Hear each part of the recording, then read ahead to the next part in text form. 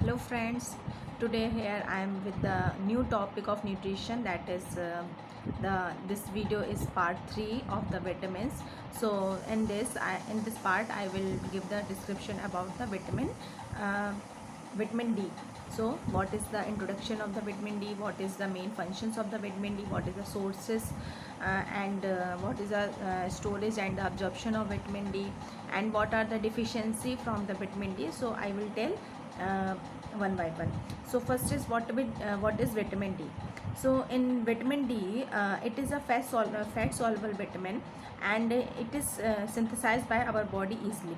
And there are two important form of vitamin D, that is first is vitamin D2 and vitamin D3.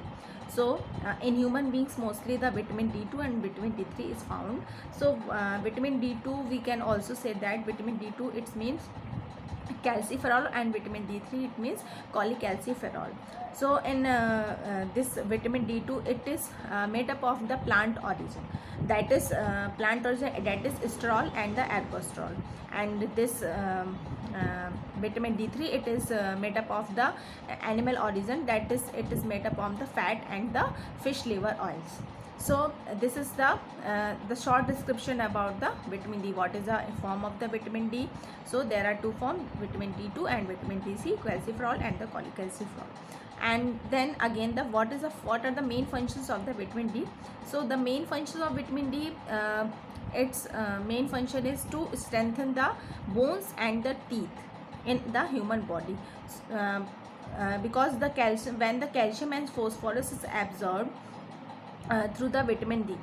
If the vitamin D is present in our body, so the calcium and phosphorus is easily absorbed, then it will strengthen our bones and teeth. So, and also it helps in the process, that is mineralization in our body. So and also it promotes the intestinal absorption of the calcium and the phosphorus. So when the calcium and phosphorus is absorbed, then automatically our bones and teeth will be strengthened.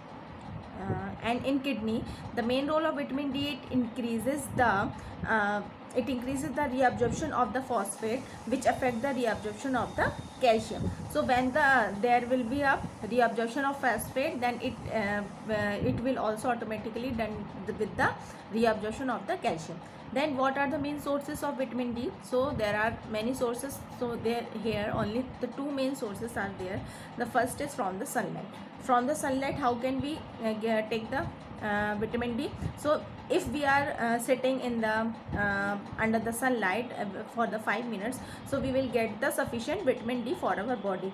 So and in the other sources are there, that is food sources. So in the food sources in animal origin, like liver, egg yolk, and milk, butter, cheese. So these food contains the vitamin D.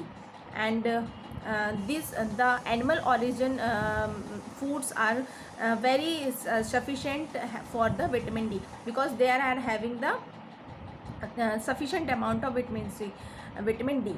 And in the plant source, there the vitamin D is found in the green vegetables, and also in the human milk. The vitamin D is sufficient for the babies, for the infants. And also there are some fortified foods are there, just like that vitamin D, vanaspati ghee and dalda, and also desi ghee. So it contains the vitamin D.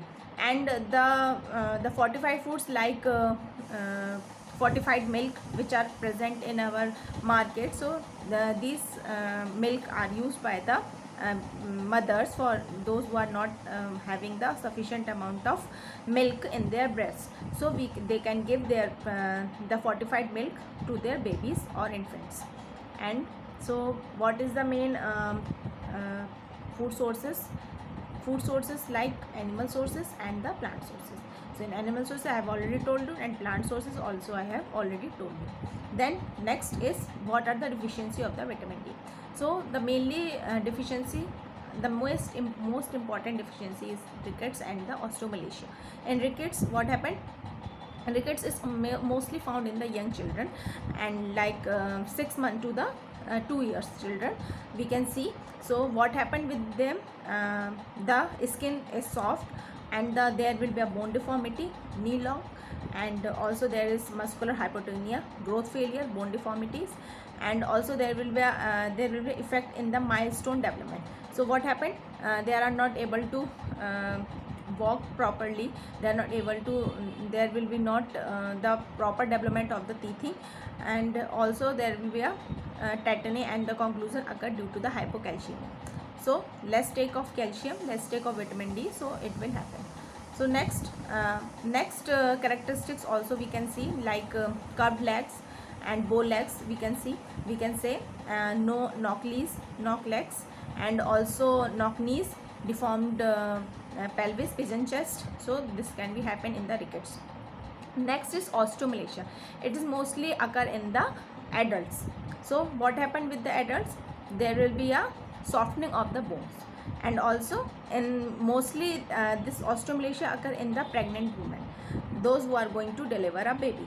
So what happened with them, due to the less intake of the vitamin D, due to the insufficient taking of vitamin D, because at the pregnancy time the woman needs more vitamin D than the normal, so they are not taking sufficient vitamin D according to their needs. So what happened with them, there will be a deformity in the pelvis, and which occur that there will be a difficulty in the normal labor. So it is very important to teach the mothers to take the sufficient vitamin D during their pregnancy time. So it's very important for our health. So next is, what is the main treatment for this disease or deficiencies. So mainly there will be a large doses we are giving for the rickets or the osteomalacia patients. So what doses we are giving for them, 1000 to the 5000 IU daily for the 1 month, and it can be followed by the 800 IU daily for the 6 months. So what is the prevention? So main prevention is to, first we will educate the patients to expose the sunlight for the babies, for the newborn babies. So very important, because the natural vitamin D we can take, it makes the body more strengthened. So next is prophylaxis of vitamin D supplements, and also we can encourage the patients to take the fortified food, to use the fortified for the infants, especially milk. Next is we can encouraging the mothers to take the vitamin D, sufficient vitamin during the pregnancy, and also we can teach them, the communities people, those who are using the burqa